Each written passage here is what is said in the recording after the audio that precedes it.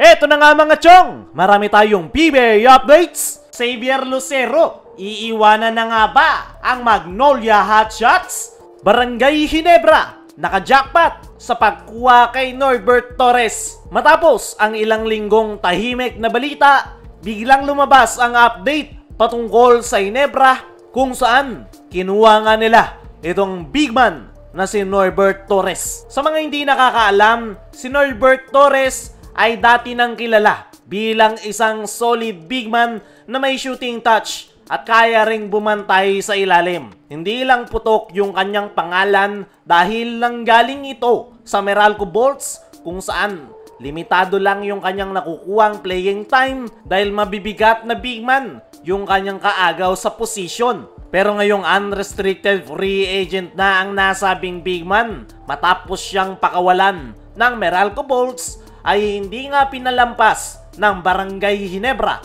ang pagkakataon na yan. At ito na nga, agad na kumilos si Boss Al Francis Chua at ang Ginebra management para damputin si Norbert Torres sa unrestricted free agency.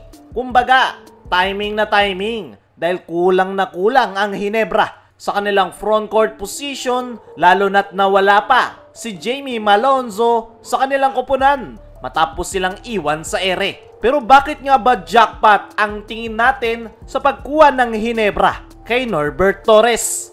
Unang-una, size and presence sa painted area. Meron nga itong 6'6" height, matibay at napakalapad ng katawan.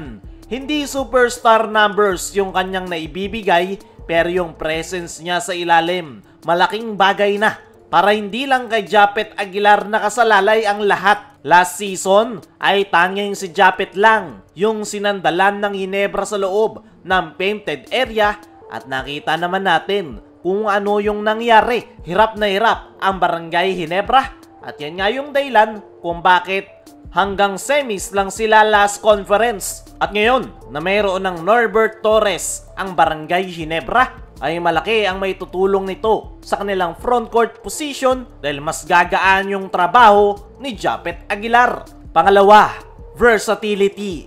Unlike some big men, si Norbert Torres ay kaya ding umatake mula sa labas. Mayroon din itong mid-range jumper at kaya ding magbigay ng spacing kung kailangan dahil sa kanyang outside shooting. At ganyan na big man yung kailangan ni Coach Tim Cone. At pangatlo ay experience. Hindi na rookie itong si Torres. Veterano na itong big man.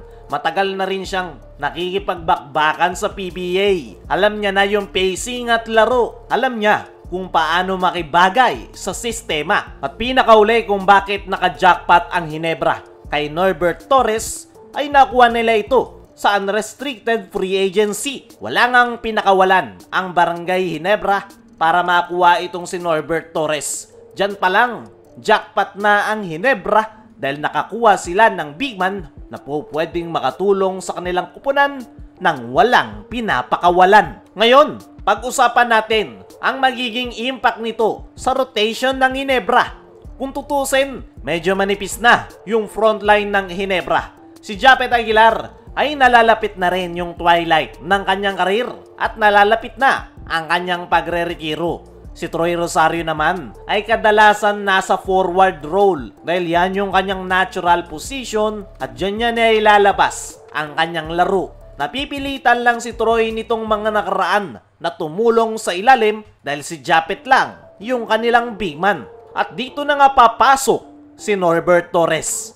Pwede siyang maging backup center o minsan partner pa ni Japet kung kailangan ng mas big lineup. At higit sa lahat, binibigyan nito si Coach Tim Cone ng mas maraming option para sa triangle offense style na laging nangangailangan ng matibay na poste sa ilalim. As of now, hati yung naging reaksyon ng mga Ginebra fans. Maraming natuwa na nakakuha ang Ginebra ng bagong big man, pero marami rin ang hindi masaya dahil ine-expect nga nila ay isang dominanteng big man natatapat sa contribution noon ni Sistan sa kanilang koponan. Pero para sa akin mga chong, okay na okay yung pagkuha ng Hinebra dito kay Norbert Torres. At masasabi nating naka-jackpot dito ang Hinebra dahil nakakuha sila ng big man na makakatulong sa kanilang problema nang walang binitawan. Kaya mga chong, ano ang masasabi nyo? Naka-jackpot ba ang Hinebra kay Norbert Torres? I-comment mo lang dyan sa ibaba. Pasadaan naman natin ng mabilis lang, Xavier Lucero. Iiwanan na nga ba ang Magnolia Hotshots? Nitong mga nakaraan ay nakahinga ng maluwag ang mga Magnolia Hotshots fans matapos hindi makakuha ng Japan at Korean Basketball League si Xavier Lucero dahil gusto nitong maglaro sa Magnolia Hotshots. Pero ayon nga sa naging latest update patungkol kay Xavier Lucero kung saan hindi nagkasundo yung kanyang panig at Magnolia Management patungkol sa kanyang contract extension ay pinag-iisipan na nga ngayon ng nasabing forward na maglaro abroad. Ayon nga dyan mga chong, ay hindi gusto ni Xavier Lucero yung contract extension na ibinibigay sa kanya ng Magnolia Hotshots. Mukhang naliliitan si Xavier sa offer ng kanyang koponan kaya hindi niya ito tinanggap. As of now, may oras pa ang Magnolia Hotshots para makipagnegosasyon kay Xavier Lucero. Pero kung hindi nga sila magkakasundo, malamang sa malamang hahabol si Xavier Lucero sa Japan o Korean Basketball League. Kaya mga chong, ano ang masasabi nyo na pinag-iisipan ni Xavier Lucero na maglaro abroad? Ano rin yung masasabi nyo? Naka-jackpot nga ba ang Barangay Hinebra kay Norbert Torres? I-comment mo lang dyan sa ibaba.